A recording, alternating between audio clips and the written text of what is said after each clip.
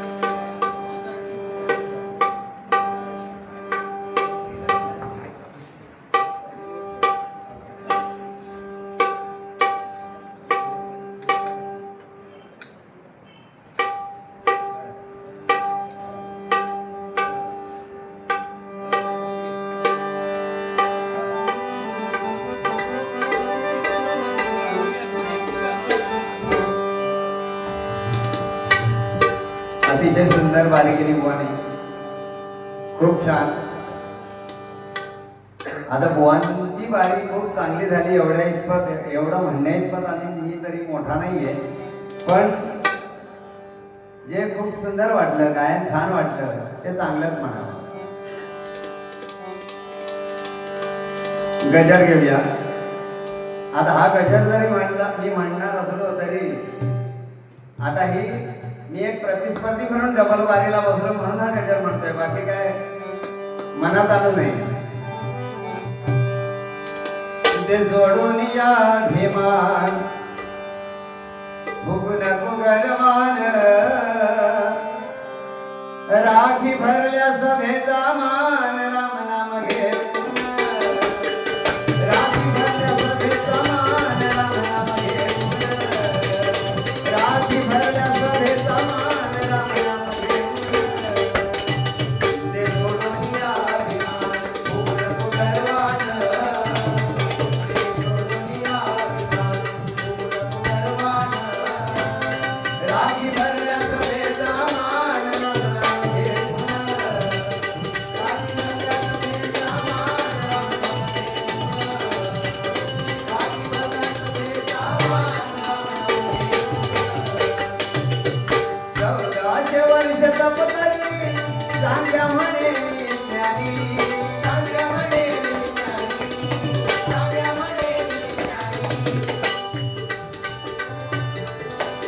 ज्ञानदेवांच्या भेटीला आला वाघावरुनी. आला वाघावरुनी. आला वाघावरुनी. ज्ञानदेवांच्या भेटीला आला वाघावरुनी. आला वाघावरुनी. आला वाघावरुनी. 1400 वर्ष त्यांनी तपश्चर्या केली ते चांगदेव महाराज. ज्ञानेश्वरांच्या भेटीला माऊलींच्या भेटीला आले, पण भेटीला येताना कसे आले?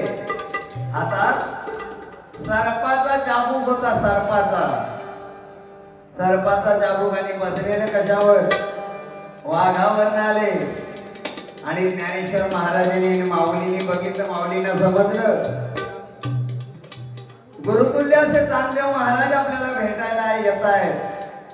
मग एवढ्या महान गुरुतुल्य व्यक्तीला भेटायचं, गुरुजींना भेटायचं, ते वाघावर नाही येतात. आपण काय? आपल्याकडे काय? आपण फाटकी माणसं. आणि त्यावेळेला संत ज्ञानेश्वर महाराज आपल्या भावंडांसहित एका पडक्या भिंतीवर बसले होते. चांगदेवांना वाटलं होतं की मी वाघावर निघालोय म्हणजे मी केवढा मोठा.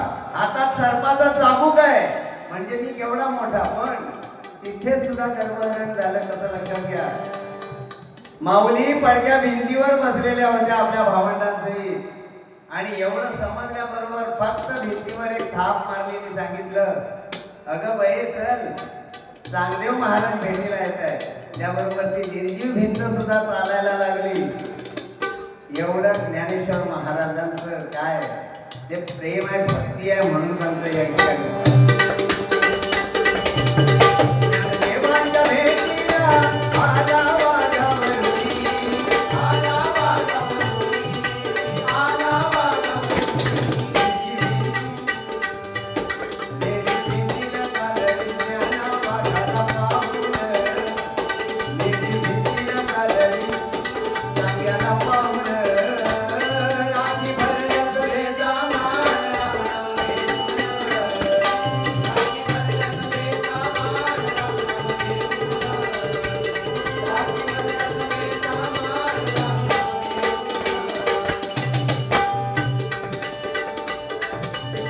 संगीत सम्राट नारळाला, संगीत सम्राट नारळाला गायनाचा गर्व झाला, गायनाचा गर्व झाला, गायनाचा गर्व झाला. संगीत सम्राट नारळाला गायनाचा गर्व झाला, गायनाचा गर्व झाला, गायनाचा गर्व झाला. जगदंबिनीच्या समोर राग आळू लागला, राग आळू लागला, राग आळू लागला.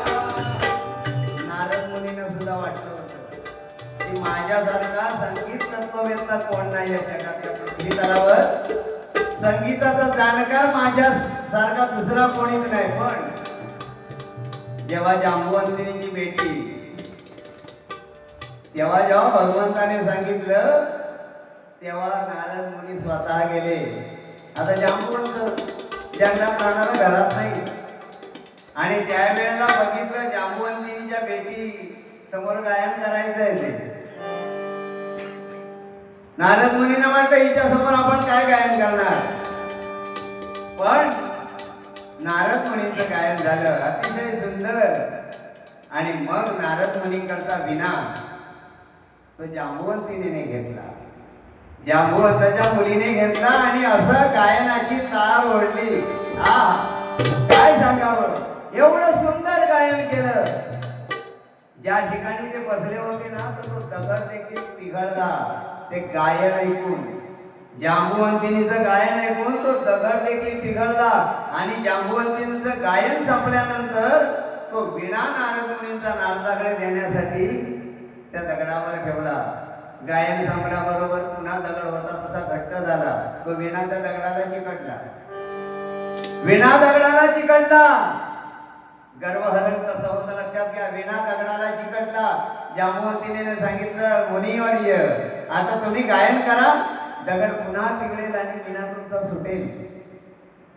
पण नारद मुनींना ते शक्य झालं नाही. शेवटी पुन्हा जांबुवंतिनीच्या मुलीने गायन केलं, पुन्हा पाषाण पिघळला. त्याबरोबर लगेच नारदाने आपला विणा काढून घेतला. लक्षात घ्या, शेवटी कसं असतं ते तत्व आहे थोडक्यात सांगायचं तरी. म्हणून सांगतोय जांबुवंतिनीच्या समोर राग आळू लागला, राग आळू लागला, राग आळू लागला. जांबुवंताची मुलगी गाई पिघळलं पाषाण, जांबुवंताची मुलगी गाई पिघळलं पाषाण. राखी भरल्यात वेचा मान,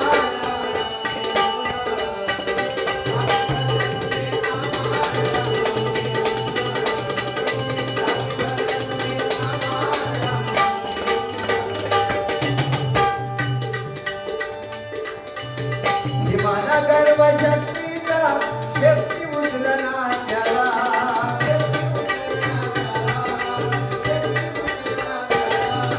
भीमाला गर्व शक्तीचा शेपटी उचलला त्याला,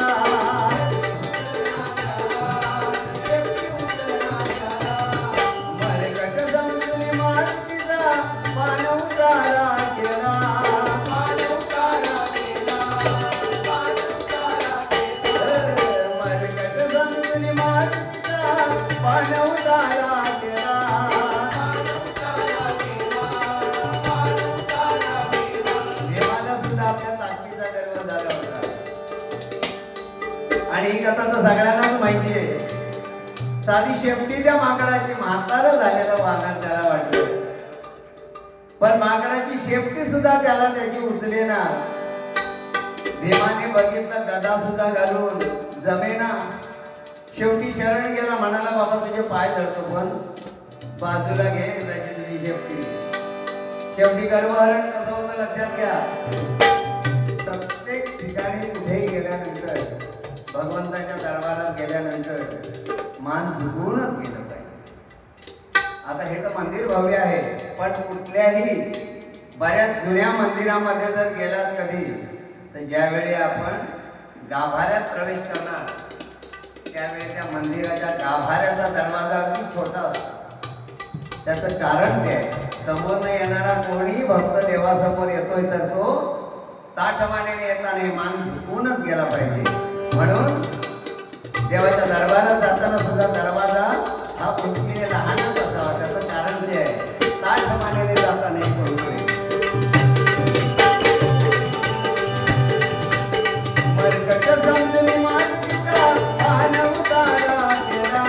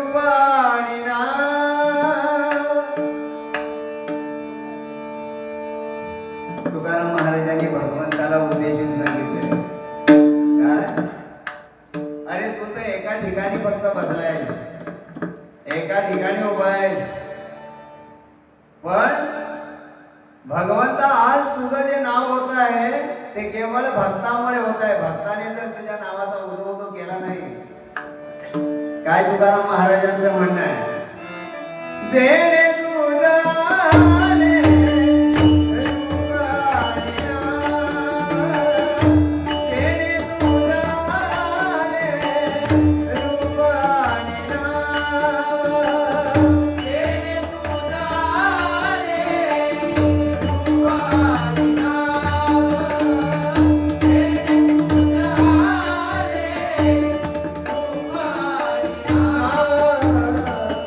पतित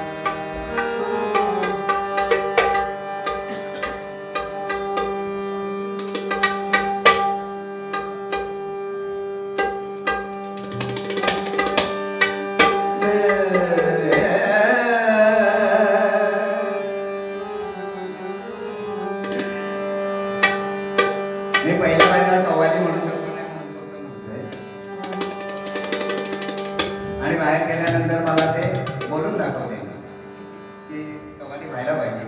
आणि खरं आहे, तसंही म्हटलं तर जोडीला पोहायचे गुंतुल्यच आहेत, पण एक दोन आलापा घेतल्या, ताना घेतल्या आणि गायन झालं की मग 1 तास कधी संपतो ते कळत नाही. आणि आपल्याला वेळ तर दिला 1 तास 10 मिनिटं फार तरी सुद्धा एवढा वेळ माझ्याकडनं जास्त घेऊन सुद्धा वेळ जास्त झाला पण आपल्याला पूर्तता नाही करताय.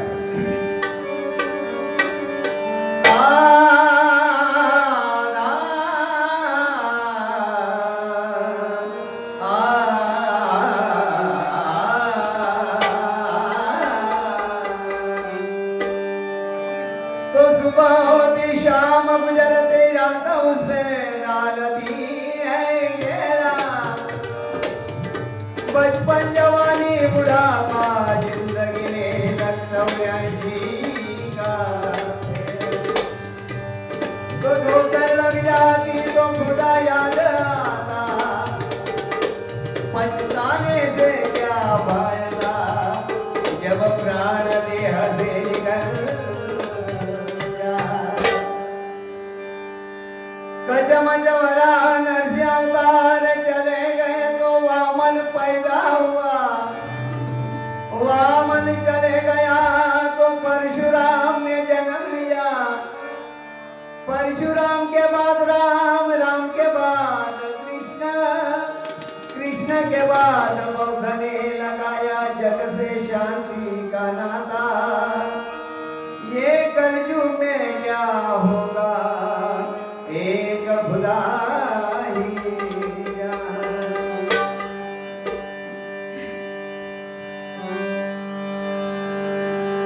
ही कवाली गातो फक्त तुम्हाला ऐकण्यासाठी आहे. त्याच्या पुढे खूप मोठं दिव्य आहे. सुर में गाने वाले, सुर में गाने वाले क्यों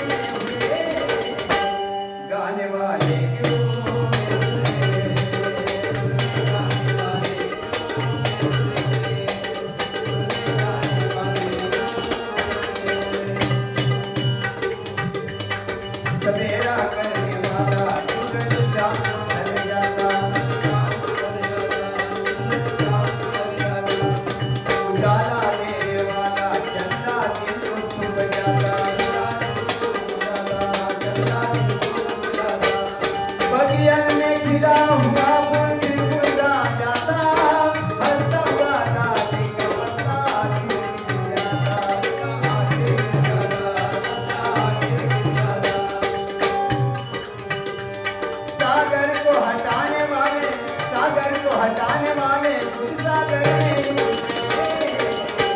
गाने वाले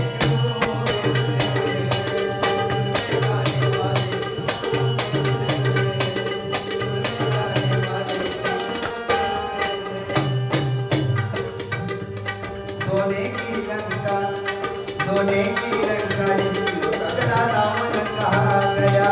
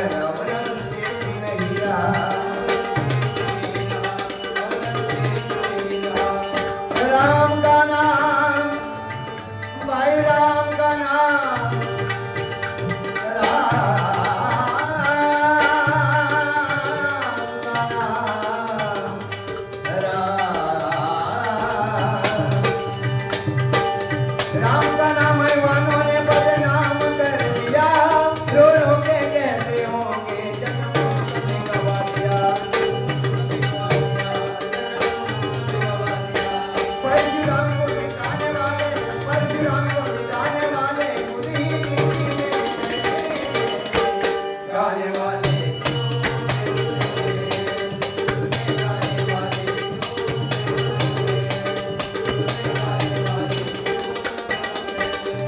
आसमां को छूने वाले, आसमां को छूने वाले, दुनिया गाने वाले,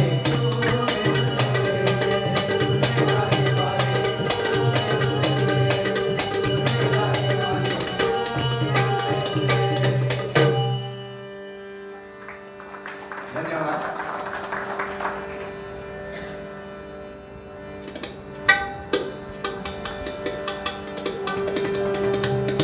मगाशी बुवानी आमच्या प्रश्नाची उत्तर आणि मला प्रश्न, हा का प्रश्न असा काही विषय नाही आहे, पण एकमेकांना माहितीची देवाणघेवाण व्हावी हा एकमेव उद्देश या मंडळाचा.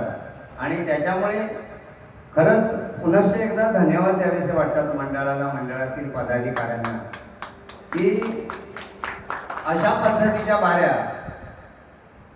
आता मला सुद्धा सन्मानाने आमचे गुरुतुल्यच आहेत आणि अरेंज करतात कार्यक्रम, माहिती आहे काय चालतंय, आणि आपल्याला तो आता काय बोलण्याचा अधिकार नाही, पण सांगतो. खरंच दत्तात्रेयांचे समोर दत्तात्रेय बसले तर त्यांचे 24 गुरु कोण? जो जो जयाचा घेतला गुण तो म्या गुरु केला जाण. 24 गुरु केले. ज्याच्या अंगीचा जो गुण असेल तो गुण दत्तात्रेयाने उचलला आणि त्याला आपलं गुरु मानलं. त्याच्यामध्ये पृथ्वी, पाणी, वायू, अग्नी, आकाश, चंद्र, सूर्य, कबूतर, अजगर, महासागर, पतंग, हत्ती, मधमाशी, मासा, हरिण, वेश्या, कुमारी, साप, सर्प, धनुष्यबाण, कशा कशाला गुरु केलंय. आणि हे सगळं आपल्या माहितीसाठी आहे की आपण कोणापासून काय शिकावं. दत्तात्रेयाने जे 24 गुरु केलेत ते कशासाठी केलेत, आपण कोणाकडनं काय शिकावं हा बोध आपण घेतला पाहिजे. म्हणून ही नावं जाहीर केली आहे दत्तात्रेय महाराजांनी. नाहीतर आपण म्हणतोय एक गुरु केला एका देवा केशवा, एक गुरु केला आता दुसऱ्याकडे जायचं नाही. दत्तात्रेयाने किती केलेत बघा, 24 केले. आणि दुसरा प्रश्न बुवाने विचारलाय की रामायणातले, रामायणाच्या ओव्या किती, रामायणाच्या ओव्या किती. तसं तर श्लोक बघायला गेले रामायणातले तर 24,000 श्लोक येतात आणि हे 7 कांडामध्ये विभागले गेलेले आहे. एक बालकांड, अयोध्याकांड, अरण्यकांड, किष्किंधाकांड, सुंदरकांड, युद्धकांड आणि उत्तरकांड अशा या 7 कांडामध्ये विभागले गेलेले 40,000 ओव्या आहेत. थोड्या नाही. आता ह्याच्यातनं माझं काय कदाचित ज्ञान कमी असेल, मी लहान आहे, बुवा सांगतील समजा काय चुकलं ह्याच्यातून तर. कारण कसं आहे, हे ज्ञान आहे, हे शास्त्र आहे. 18 पुराण आहेत, 18 तोंडाने बोलतात, बरोबर ना बुवा. 18 पुराण 18 तोंडाने बोलतात. प्रत्येक पुराणात कदाचित थोडं थोडं वेगवेगळं असतं. मगाशी जसं बुवानी सांगितले, ज्ञानेश्वरी साक्षात ज्ञानोबांनी लिहिली, ज्ञानोबा रायांनी लिहिली. पण खरं तर सांगितलं ते बरोबर आहे खांबाला टेकून, पण ज्ञानेश्वरी माऊलींनी सांगितली, ज्ञानेश्वरी माऊलींनी सांगितली आणि सच्चिदानंद बाबांनी लिहिली.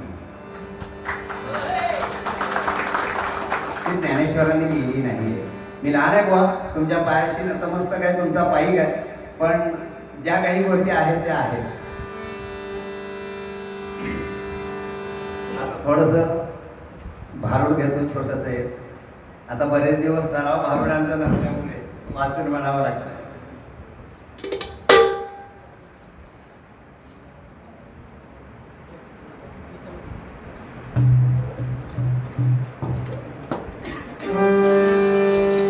खरंच एका गोष्टीचं समाधान वाटलं आता तो विषय मी बोलल्यानंतर साहेब. कारण काय जे तानसेन असतात त्याच्यापेक्षा तानसेन खूप महत्वाचे असतात. खरंच म्हणजे असं कोणी समजू नये. मगाशी मी जो विषय सांगितला म्हणजे सुरुवातीला गजर घेतला चांगदेव महाराजांचं म्हणजे गर्वाचं घर खाली हे जे सांगितलं हा काय कोणासाठी वैयक्तिक विषय नाही. पण असं कोणीही या खुर्चीवर बसणाऱ्याने समजू नये मला काहीतरी भरपूर कळतं. आमच्या दोन बुवांचा विषय सांगत नाहीये कुठल्याच बुवांच्या बाबतीत सांगतोय की बसणारे खाली ज्यांचं पारडं जड आहे ना त्यांना भरपूर काय माहिती असतं. हे काय मी तुमच्यासाठी मुद्दामून सांगत नाही. पण मी जे आता बोलल्यानंतर अनेकांच्या मुखातनं तेच वाक्य बाहेर पडलं.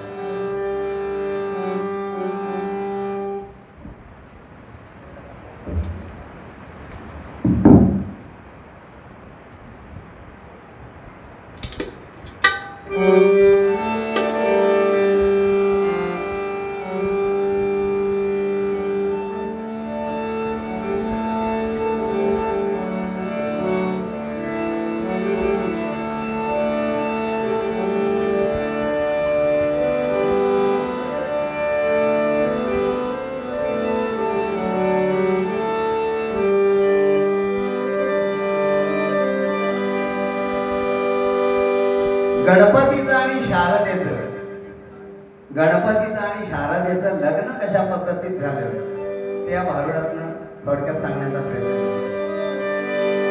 शूरसेन राजा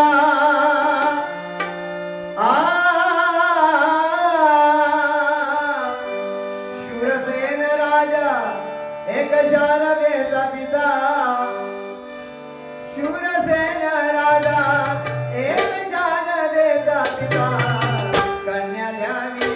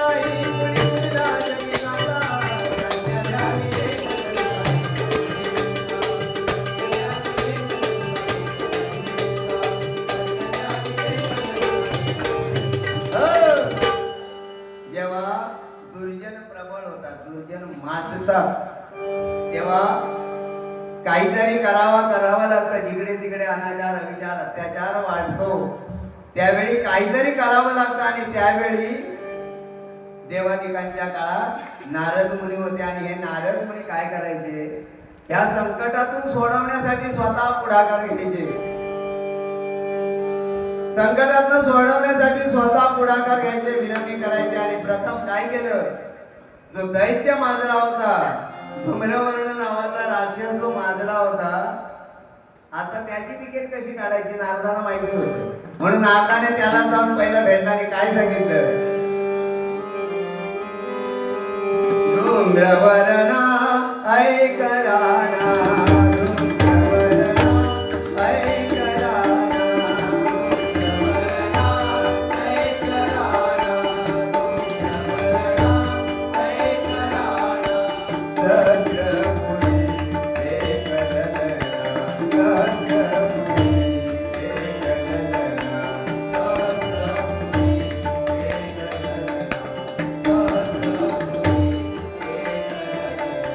Yeah.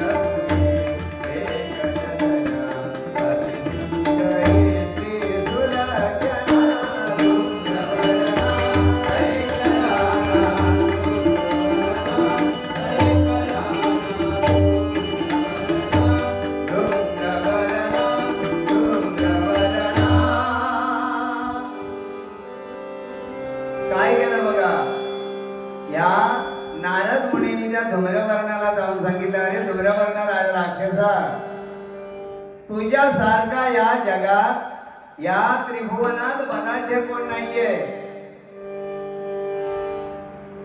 या पृथ्वी तलावर एक ललाना म्हणजे अतिशय सुंदर मुलगी, तिला उपमाच नाही एवढी सुंदर ललाना मुलगी आहे आणि ती तुला मिळावी असं मला वाटतंय. त्यामुळे तिची उपमा नाही आपण कोणाशी करू शकत, त्यामुळे ती तू मिळवायची आहे आणि हे तुला सांगण्यासाठी मी इथपर्यंत आलोय. काय केलं बघा, नारदाची गोड गोड ऐकणी या वाणी, नारदाची गोड गोड ऐकणी या वाणी, राक्षसाच्या तोंडाला सुटल्या पाणी, राक्षसाच्या तोंडाला सुटल्या पाणी, आता घेऊन येतो तिला माझी करतो मिराणी, माझी करतो मिराणी, माझी करतो मिराणी, माझी करतो मिराणी.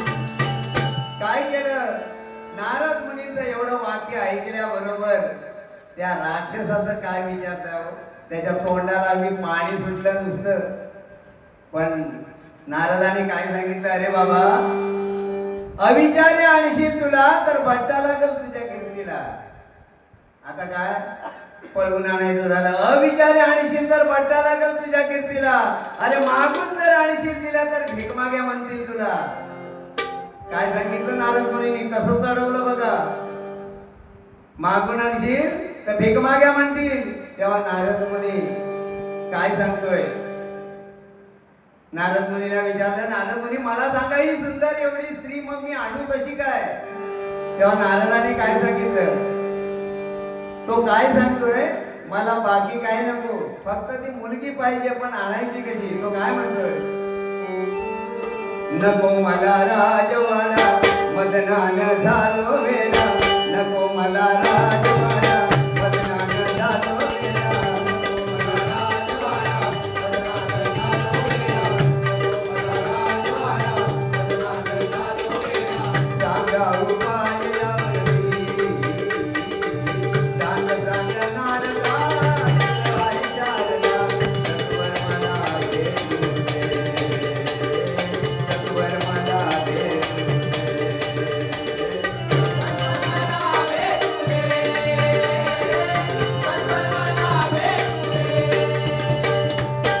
झालं बाबा. नादाने तिखट मीठ लावून सांगितल्याबरोबर हा एकदम वेड्यासारखा झाला, धूम्रवर्ण राक्षस एकदम वेड्यासारखा झाला आणि त्याला असं वाटलं कधी एकदा मला ही सुंदर स्त्री भेटते. ध्यास लागला हा पुरा नारदाच्या अधीन गेल्याबरोबर, हा नारदाच्या अधीन गेल्याबरोबर हा नारद आता काय सांगतोय, तुझ्या सारखा नाही जगी बलाढ्य कोण,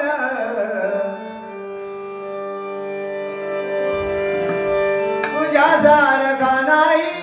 काय सांगतोय रावणाला, त्या धूम्रवर्ण दैत्याला, अरे तुझ्या सारखा नाही जगी बलाढ्य कोण, आणि शारदेला राजा नामुनी अमर, आणि शारदेला राजा नामुनी अमर, आणि शारदेला राजा नामुनी अमर, आणि शारदेला राजा नामुनी अमर, आणि शारदेला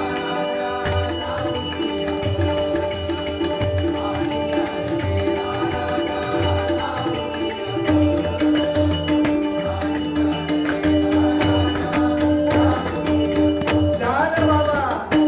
नारद मुनीने काय सांगितलं, अरे पण लावून आणायचं, पळवून नाही आणायचं, मागून नाही आणायचं, आणायचं कसं, पण लावायचं पण, आणि पणामध्ये जो जिंकेल त्याची ती राजकन्या होणार. काय सांगितलं, आता पणाची सिद्धता कशी करायची, पण कसा करायचा, पणाची सिद्धता कशी करायची, पणाची पूर्तता कशी करायची, हे सगळं नारदाने त्या दैत्याला पढवून सांगितलं. आता दैत्य तो त्याचा वाचा मधला रिकामा, नारद जे काय सांगत होता सगळं ऐकत होता. त्याला वाटलं की आपण म्हणतो तेच खरं आहे. शेवटी याने काय केलं, त्याने कसलाही मागचा पुढचा विचार केला नाही या दैत्याने आणि प्रतिज्ञा केली आणि तर ती शूरसेन राजाची कन्या पण लावूनच आणणार मी घरी. काय केलं बघा,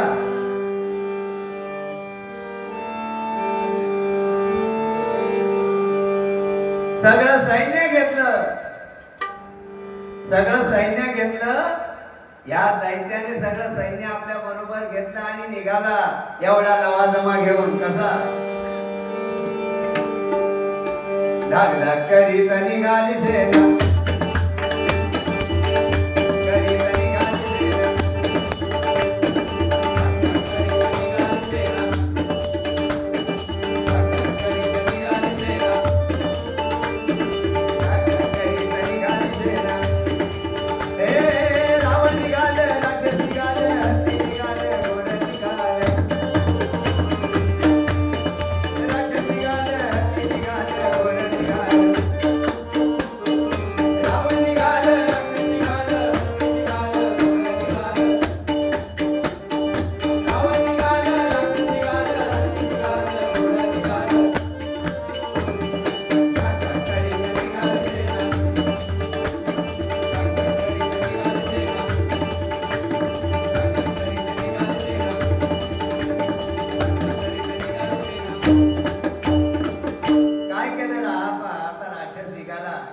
हा राक्षस निघाला. आता बघा, अतिथी म्हणून आपण पाहुणा म्हणून कोणाकडे तरी गेलो तर काहीतरी फॉर्मॅलिटीज पाळाव्या लागतात नाही का.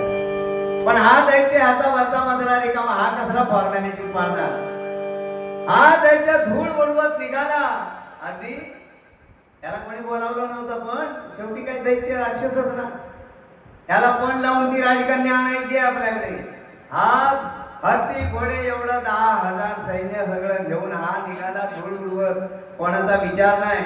आणि तिकडे जाऊन त्याने अगणित सैन्य घेऊन गेला आणि रणशिंग फुंकलं. रणशिंग फुंकलं. शूरसेन राजाने बघितलं काहीतरी उसळत येत आहे खरं आपल्या अंगावर. राजा देखील तयार झाला पण खूप लांबून त्यांना पांढरा झेंडा दिसला. काय, खूप लांबून पांढरा झेंडा दिसला. पांढरा झेंडा म्हणजे